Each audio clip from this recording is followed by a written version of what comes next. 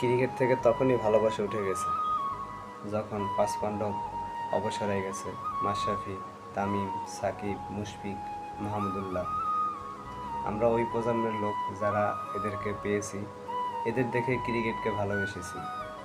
মোহাম্মদ রফিক, ফুটবলে আমরা Messi, Ronaldo, Neymar, একটা ভালো প্রজন্ম পেয়েছি। সামনে যদিও অনেক মানুষ আসবে, অনেক প্লেয়ার আসবে, অনেক ভালো খেলবে, কিন্তু এদের মতো কেউ আর ভালোবাসা পাবে না, আমার যা মনে হয়। তো ক্রিকেটের প্রতি আগ্রাসন আমার অনেক আগের থেকেই, কারণ এরা দেশটাকে ক্রিকেট দিয়ে আগায় গেছে, কিন্তু এখন যারা আছে এরা হলো মন মানসিক থেকে আগাইতে পারে না। এরা ভাব নেয় খেলার আগে, এরা দেশপ্রেমটাকে মনে করে যে এরা ভাবের সামগ্রী, এই জন্য এতটা আগ্রাসন। ধন্যবাদ সবাইকে, যদি কেউ কষ্ট পেয়ে থাকেন। আমার কথাগুলো এমনি একটু তিক্ত। আশা করি সবাই ভালো থাকবে।